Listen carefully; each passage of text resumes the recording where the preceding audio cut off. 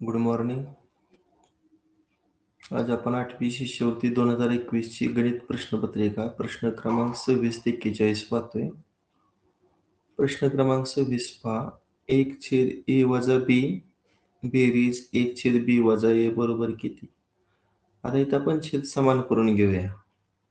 इथं a वजा b आहे आणि इथं b वजा a आहे. पहिला अपूर्णांक आहे असा लिहा. आता फक्त काय करायचे, दुसऱ्या अपूर्णांकात जो छेद आहे का नाही, त्यातील पदांची चिन्ह बदलायची. म्हणजे वजा एचं काय होणार, अधिक ए होणार आणि अधिक बीचं काय होणार, वजा बी. आता याची चिन्ह बदलली याचा अर्थ बाहेर आपल्याला वजा चिन्ह द्यावं लागेल. अंशामध्ये 1 मध्ये बेरीज चिन्ह बघा, बाहेर वजा चिन्ह दिलं, कंसातील चिन्ह बदलले. मग पहिला पूर्णांक 1/a वजा b. आता हे मायनस चिन्ह जे छेदामध्ये ते मध्ये घेतलं दोन अपूर्णांकाचे.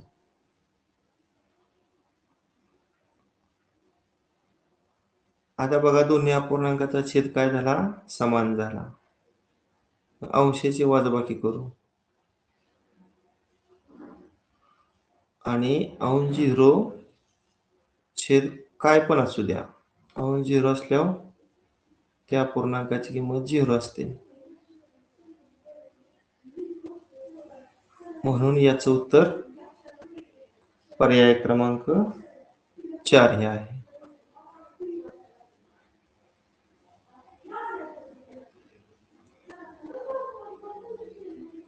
प्रश्न क्रमांक 27. दोन समूह संख्यांचा लसावी 910 असून बेरीज 83 आहे, तर त्या दोन संख्येतील फरक किती? आता समूह संख्या म्हणजे काय, तर त्या दोन संख्यांचा एकच सामायिक विभाजित, त्या दोन संख्यांना आपण समूह संख्या असं म्हणतो. आता समूह संख्यांचा लसावी म्हणजे त्या समूह संख्यांचा गुणाकार. लक्षात ठेवा, समूह संख्यांचा लसावी म्हणजे त्या समूह संख्यांचा गुणाकार. अशा दोन संख्या सांगा की ज्यांचा गुणाकार किती असेल, 910 असेल. अशा दोन संख्या शोधायच्या की ज्यांचा गुणाकार 910 असेल आणि त्या दोन संख्यांची बेरीज किती असेल, 83.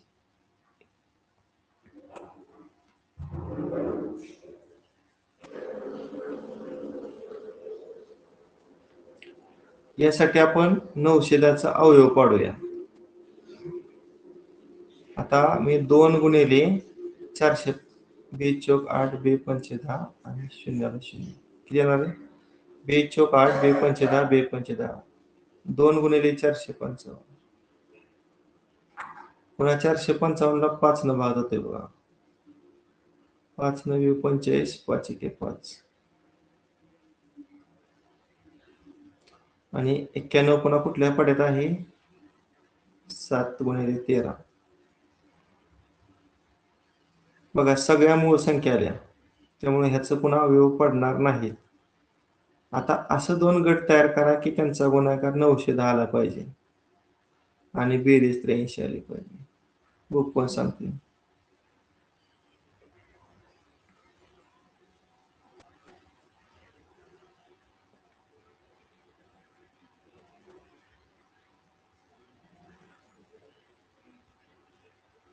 सापडतंय का? पहिल्या तिघांचा गुणाकार करा, पहिल्या 3 संख्यांचा गुणाकार.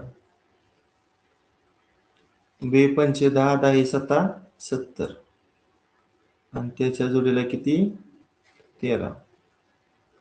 करून बघा 70 आणि 13चा गुणाकार किती येतोय,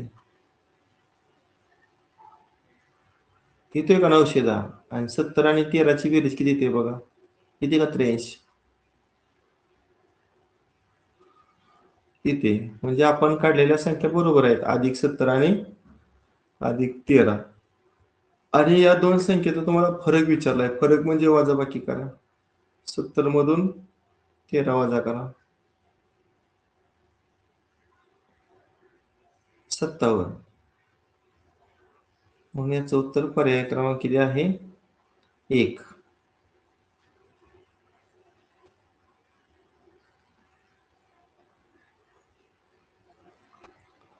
प्रश्न 28वा. दोन एकरूप विषमभुज काटकोन त्रिकोण कर्णाच्या बाजूने जोडल्यास खालीलपैकी कोणती आकृती तयार होईल? आता विषमभुज काटकोन त्रिकोण आहेत. समजा हा कर्ण आहे, इथे मी काटकोन तयार झालेला दाखवतो आणि इथं पण असा काटकोन तयार झालेला दाखवतो. हा काटकोन आहे आणि हा काटकोन आहे. समजा या सामायिक कर्णाला ए बी नाव दिलं, इकडे सी. सामायिक कर्ण ए बी इकडे नाव दिलं डी. आता असं करूया आपण, दोन्ही काटकोन त्रिकोण आहेत पण एकरूप आहेत. एकरूप आहेत म्हणजे हे दोन त्रिकोण एकमेकाशी तंतोतंत जुळत असणार आहेत. एक आपण साधारणतः काटकोन त्रिकोण म्हणजे असं घेऊया का, हे 3 घेतलं, हे 4 घेतलं, हे 5 घेतलं. 3, 4, 5 हे पायथागोरचं त्रिकूट आहे. हे 3 घेतलं, हे 4 घेतलं, हे 5. मग काटकोन त्रिकोण एकमेकाशी तंतोतंत जुळत आहेत. तिन्ही बाजू वेगळ्या आहेत, त्यामुळे त्याला आपण विषमभुज काटकोन त्रिकोण म्हणू शकतो. आता मला सांगा, ही बाजू आणि ही बाजू सारखी आली, पुन्हा ही बाजू आणि ही बाजू सारखी आली, कुठल्या प्रकारचा चौकोन दिसतोय रे तुम्हाला? लगतच्या बाजूच्या दोन जोड्या एकरूप असल्यावर आपण काय म्हणतो? पतंग. म्हणजे ही आकृती पतंग पण असू शकते ना. अजून कुठली असू शकते सांगा? समलंब चौकोन. हा, पण हे 5 घेतलं, हे 3 घेतलं, हे 4 घेतलं. आता मगाशी 3, 4 आपण बाजू वेगळ्या घेऊया. ही 3 घेतली आणि ही 4 घेतली. मगाशी आपण पतंग काढला होता. आता बघा बरं, आता समोरासमोरच्या बाजू कशा येतात रे? सारख्या येतात हे. समोरासमोरच्या बाजू सारख्या कोणत्या चौकोनामध्ये असतात? आयत. आयतामध्ये. म्हणजे आयत पण येऊ शकतो. म्हणून पर्याय क्रमांक 2 पण उत्तर आहे आणि पर्याय क्रमांक 3 पण उत्तर आहे. 60 लिटर दुधात मलईचं प्रमाण 15% आहे व 40 लिटर दुधात मलईचं प्रमाण 8% आहे. हे दोन्ही दूध एकत्र केले तर या मिश्रणात मलईचं प्रमाण किती? आता 60 लिटर दुधामध्ये किती टक्के मलई आहे? 15%. म्हणजे याला 15/100 न गुणूया. सांगा, वरचा गुणाकार 15 90 आणि त्याच्यावर 0. 900 भागिले 100. आता 2 शून्याला 2 शून्य घालवल्यावर किती राहिलं? 9. याचा अर्थ 60 लिटर दुधामध्ये 9 लिटर मलई आहे. याचा अर्थ काय? 60 लिटर दुधामध्ये 9 लिटर काय आहे? मलई आहे. आता पुढचं घेऊया. 40 लिटर दूध. 40 लिटर दुधामध्ये 8% मलई आहे. म्हणजे याला 8/100 न काय करूया? भागूया. वरचा गुणाकार 8 चौक 32, त्याच्यावर 0 भागिले 100. आता ह्याला 0ला हा 0 घालवला. 32ला 10 ने भागल्यावर किती येणार आहे? 3.2. किती आलं? 3.2. आता मला सांगा, ह्या 60ची आणि ह्या 40ची बेरीज करा. 60 लिटर अधिक 40 लिटर किती आलं? 100 लिटर. मग ह्या 100 लिटर दुधामध्ये किती मलई आली? 9 आणि 3.2 ची बेरीज करा. 9 आणि 3 12. हा, म्हणजे 100 लिटर दुधामध्ये 12.2 लिटर मलई, म्हणजेच 12.2%. 100 मध्ये आहे म्हणल्यावर 12.2%. म्हणजे पर्याय क्रमांक किती येतोय? 2. बघा, इथं एक बैजिक राशी सॉल्व्ह करायची. आता ह्याचं उत्तर किती रे? 27चा घातांक 1/3 म्हणजे 27चं घनमूळ. 27 कोणाचा घन आहे? 3चा. 3चा. 36चं वर्गमूळ. मग 36 कोणाचा वर्ग आहे? 6चा. 6चा. 81चं चौथं मूळ. 81 कुणाचा 4 वेळा गुणाकार आहे रे? तुम्ही करून बघा. 3चा 4 वेळा गुणाकार किती येतोय? 3 त्रिक 9, 9 त्रिक 27 आणि 27 त्रिक 81. म्हणजे 3चा चौथा घातांक 81 येतो. याचा अर्थ 81चं चौथं मूळ किती असणार? 3 छेद 25चं वर्गमूळ किती? 5 5. आणि 400चं वर्गमूळ किती? 20 20. आता वरचा गुणाकार करा. 3 सक 18 आणि 18 त्रिक 54. आणि खालचा गुणाकार 20 पाचा 100. किती येणार मग उत्तर याचं? 100 छेद आहे म्हणल्यावर 0.54 0.54. पर्याय क्रमांक 3. एका वर्तुळात विशाल कंसाचं माप संबंधित लघु कंसाच्या दुपटीपेक्षा 60 ने जास्त. तर विशाल कंसाचं माप किती? समजा मी असं एक कच्चाकृती काढली.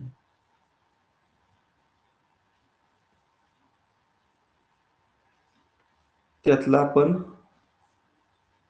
हा आहे तो लघु कंस घेऊया. हा रेखांकित केलेला जो भाग आहे का नाही त्या परिघाचा, त्याला आपण लघु कंस म्हणूया. मग लघु कंसाचं माप आपण x मानलं. आता काय सांगितलंय? लघु कंसाच्या दुपटीपेक्षा 60 ने जास्त विशाल कंसाचं. मग ह्या विशाल कंसाचे किती रे? x ची दुप्पट किती? 2x. आणि त्यापेक्षा 60 ने जास्त म्हणजे अधिक 60. आता मला सांगा, लघु कंसाचं माप आणि विशाल कंसाचं माप ह्या दोघांचं मिळून वर्तुळ तयार होतंय की नाही?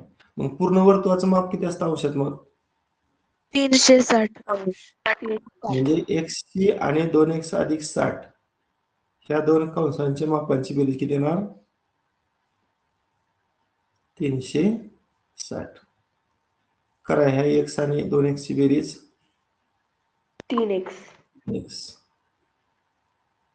आता इकडचं अधिक 60 तिकडे गेल्यावर वजा.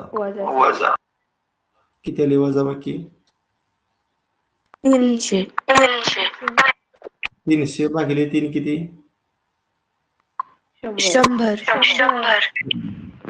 आता विचारलंय तुम्हाला विशाल कंसाचं माप. आपण विशाल कंसाचं माप काय मानलंय? 2x अधिक 60 2x + 60. हा, मग ह्यामध्ये x ची किंमत ठेवा 100. 2 गुणिले 100 आणि अधिक 60. किती आला गुणाकार पहिल्या दोघांचा?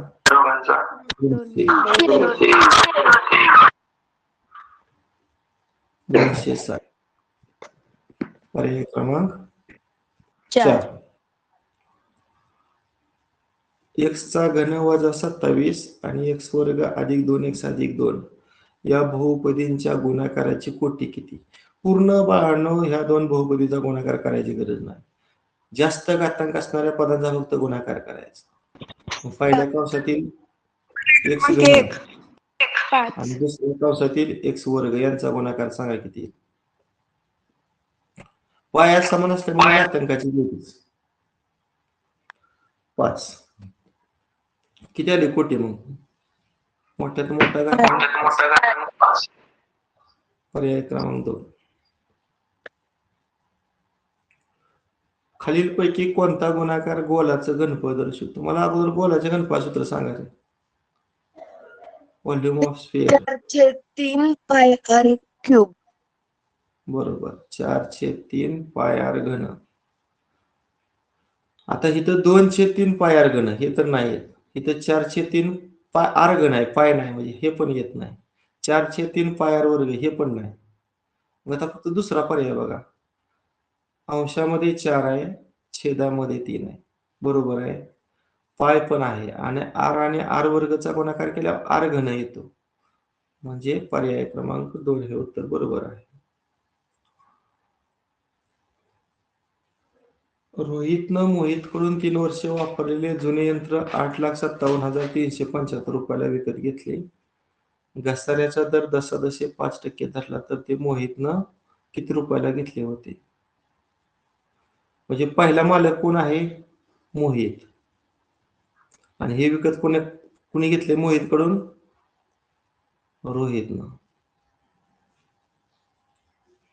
आता रोहितनं किती रुपयाला घेतले रे? 8,57,375 ला. आणि मोहितनं किती रुपयाला घेतलं होतं हे माहित नाही. मग पी ची किंमत काढायची लक्षात ठेवा. आणि तुम्हाला ए ची किंमत दिलेली आहे. आता आर म्हणजे घसाऱ्याचा दर किती आहे रे? घसारा म्हणजे त्या यंत्राच्या किमतीत घट होते, त्यामुळे आर ची किंमत आपण -5 घ्यायची. आणि एन म्हणजे कालावधी, किती वर्ष वापरलेलं होतं यंत्र? तर 3 वर्ष वापरलेलं.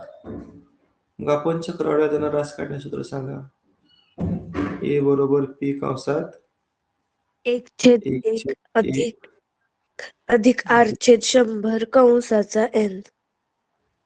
बरोबर. आता याच्यामध्ये ए ची किंमत किती भरायची सांगा? 8,57,375. पी आहे असं 1/1. आता आर ची किंमत निगेटिव्ह आहे, त्यामुळे वजा चिन्ह मध्येच देतो 2 अपूर्णांकाच्या. आणि यांची किंमत 3. आता इथे सिम्प्लिफाय करू. 5 1 5, 5 2 10, 0 ला 0. मग सांगा काय येतं? तिरकस गुणाकार 20 वजा 1 19 चा घन आणि छेदामध्ये 20 चा घन. 8,57,375. आता 20 चा घन जो छेदात आहे तो डावीकडे आले अंशात जाणार, म्हणजे 8,000 अंशात. आणि 19 चा जर तुम्ही घन केला तर सरळ 19 गुणिले 19 गुणिले 19 करा. आणि त्याला जर सिम्प्लिफाय केलं तर किंवा डायरेक्ट मी आता इथं 19 गुणिले 19 गुणिले 19 असं लिहितो.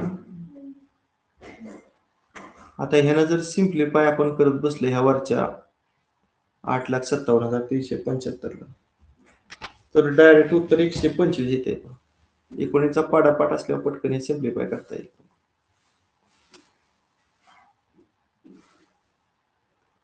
मग बघा 3 0 मूळचं आणि 125 ची 8 पट 1000, म्हणजे उत्तर किती आलं? 10 लाख. म्हणजे मोहितनं ते यंत्र 10 लाख रुपयाला विकत घेतले असेल. पर्याय क्रमांक किती? 1. नेक्स्ट बघा, ए वजा बी ब्रॅकेट स्क्वेअर -17 इंटू ए मायनस बी -60 या त्रिपदीचा अवयव. आता दोन्ही कंस समान आहेत, मग ह्याला अक्षर मानूया. सांगा ए वजा बी ला काय मानूया? कुठलेही एक अक्षर मानूया. समजा मी एम मानलं तर नवीन त्रिपदी काय होईल? ए वजा बी च्या जागेवर एम ठेवा. एम वर्ग वजा 17m वजा 60. आता अशा दोन संख्या सांगा की त्यांचा गुणाकार वजा 60 असेल आणि बेरीज वजा 17 असेल. मी समजा 20 आणि 3 घेतलं, त्यामध्ये 20 चा वजा चिन्ह घेतो आणि 3 चा अधिक. बरोबर आहे का? सांगा. 20 त्रिक 60 आणि बेरीज वजा गुणाकार वजा. खाली 20तून 3 गेलं 17 आणि मोठ्या संख्येचं वजा. म्हणजे पहिली इष्ट संख्या कोणती आली? वजा 20 आणि दुसरी इष्ट संख्या अधिक 3. चल एम आहे, मग एमच्या पुढं वजा 20 आणि दुसऱ्या कंसात एमच्या पुढं अधिक 3. आता एम कशाला मानलं होतं ते देऊन टाकूया. एमच्या जागेवर ए वजा बी ठेवलं, म्हणजे इथं ए वजा बी त्याच्या पुढं वजा 20, एमच्या पुढं ए वजा बी आणि अधिक 3. बघा हे दोन कंस कुठे सापडतात का?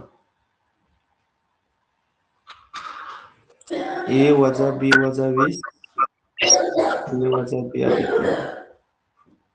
पर्याय क्रमांक 4. 4.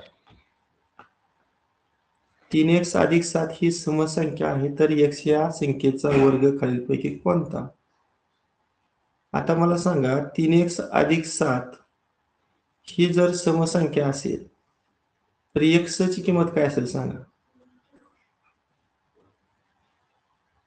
x या ठिकाणी काय ठेवल्यानंतर त्या द्विपदीची किंमत समसंख्या असेल? मी 1 ठेवून बघू का? बघा 3 गुणिले 1 अधिक 7 ठेवलं, किती आले? 3 एके 3, 3 आणि 7 10 आले का? 10 समसंख्या. म्हणजे x च्या ठिकाणी 1 ठेवलं, समजा 3 ठेवलं तर काय होईल बघा? 3 त्रिक 9 आणि 9 आणि 7 किती? 16. 16 ही समसंख्या आहे. म्हणजे त्या द्विपदीची किंमत सम येण्यासाठी x ची किंमत 1 3 आहे. 1 3 काय आहे रे? सम का विषम? 1 3 या संख्या काय आहेत? विषम. मग x या संख्येचा वर्ग, मग विषम संख्येचा वर्ग सम असतो का विषम सांगा? विषम संख्येचा वर्ग, उदाहरणार्थ 1 चा वर्ग 1, 3 चा वर्ग 9. बघा तुम्ही करून. 5 चा वर्ग 25, 7 चा वर्ग 49. हे सर्व विषम संख्या आहेत ना. मग विषम संख्येचा वर्ग काय असतो? विषम संख्याचा असतो. म्हणून याचं उत्तर पर्याय क्रमांक 1. नेक्स्ट 37. अब्दुलने ए गावापासून बी गावापर्यंत जाण्यासाठी एकूण अंतराचे 2/5 भाग मोटारीनं व 1/2 भाग बसनं पार केले, तरी अजून बी गाव 15 किलोमीटर दूर आहे. तर ए व बी गावातील अंतर.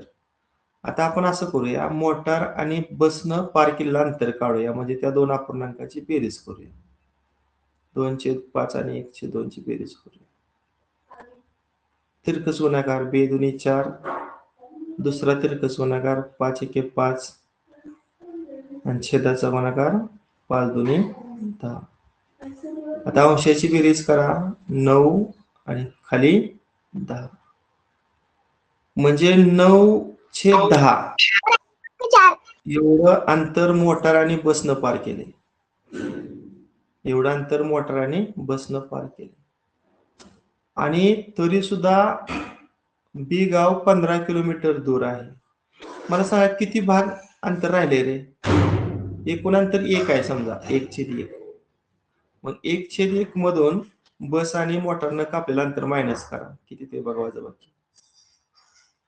1/10 वजा 9/10. 1/10.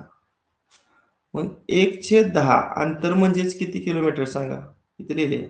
1/10 अंतर म्हणजे किती किलोमीटर? 15 किलोमीटर. 1/10 अंतर म्हणजेच किती? 15 किलोमीटर. मग इथं तिरकस गुणाकार करा, डायरेक्ट उत्तरच येते. 10 आणि 15चा गुणाकार किती आला? 150. हा, म्हणजे त्या दोन गावामधील अंतर 150 किलोमीटर. पर्याय क्रमांक किती? 4. एका बादलीची धारकता 10 लिटर आहे. ही बादली पाण्यानं पूर्ण भरण्यासाठी 1.25 लिटर पाण्याच्या किती बाटल्या ओताव्या लागतील? आता हे फार सोपं आहे. 10 लिटर त्या बादलीत पाणी मावतं आणि त्या बाटलीची धारकता आहे ती 1.25 लिटर आहे. 1.25 लिटर म्हणजे 1.25 लिटर. किती रे भाकार? वर 100 न गुणलं तर 1000 आणि खाली 100 न गुणलं तर 125. आता 125 चे दुप्पट 250 आणि 250 चे 4 पट 1000. पर्याय क्रमांक 1. एका कोनाच्या कोटी कोनाचा पूरक कोन 108 अंश, तर त्या कोनाचे माप किती? आता मूळचा कोन आपण x मानूया. x चा कोटी कोन किती? 90 वजा x. आणि त्या कोटी कोनाचा पूरक कोन म्हणजे 90 वजा x हा कोन किती मधून मायनस करायचा? 180 मधून. म्हणजे हा कोन किती येणार बघा? 180 90चं चिन्ह वजा होईल आणि वजा x अधिक x होईल. 180 तून 90 गेलं 90 आणि अधिक x. आता बघा कोटी कोणाचा पूरक कोण 90 अधिक x आला आणि तोच 108 दिलाय म्हणजे इज इक्वल टू 108. आता 90 तिकडे न्या 108च्या बाजूला 108 वजा 90 किती आली x ची किंमत 18. पर्याय क्रमांक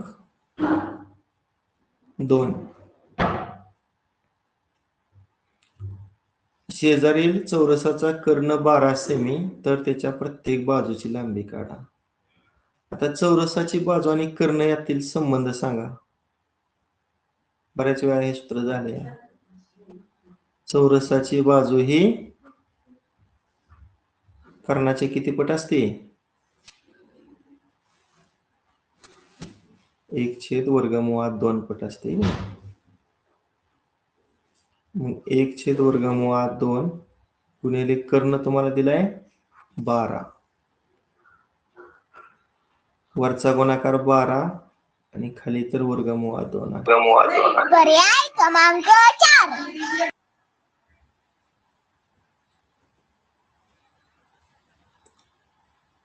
आता छेदाचं परिमेयकरण करायचं. छेदामध्ये जी वर्गमूळ 2 आहे त्यानं वर पण गुणायचं आणि खाली पण गुणायचं. आता वरचा गुणाकाराला 12 वर्गमूळ 2 आणि खालचा वर्गमूळ 2 गुणिले वर्गमूळ 2 वर्गमूळ 4 आणि 4चा वर्गमूळ 2 आणि 12ला 2 ने भागलं तर 6 वर्गमूळ 2 आणि एकक सेमी. पर्याय क्रमांक 4. 0.3 चा वर्ग किती रे 3 चा वर्ग 9. दशांश नंतर इथं एक अंक आहे म्हणजे 2 अंक असलं पाहिजे म्हणजे काय येणार 0.09. पुन्हा 1 चा वर्ग 1. आता इथं पण दशांश नंतर एक अंक आहे इथं 2 असणार म्हणजे 0.01. 2 चा वर्ग 4 माग आपण 2 0 टाकूया. दशांश नंतर इथं पण एकच अंक आहे म्हणजे इथं 2 असणार. आता 0.09 प्लस 0.01 किती रे 9 1 10 चला 1 0.10 येणार आणि त्यातून तुम्ही 0.04 मायनस करणार. 6 किती 10 तून 4 गेलं 6 चला 1 एकातून 1 गेलं 0 आणि ते 0 0.06 म्हणजे पर्याय क्रमांक किती 4.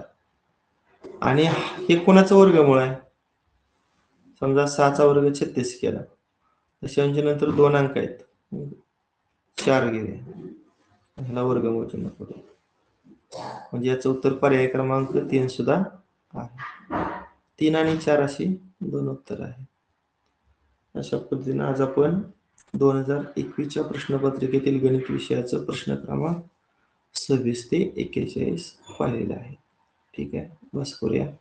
Okay bye.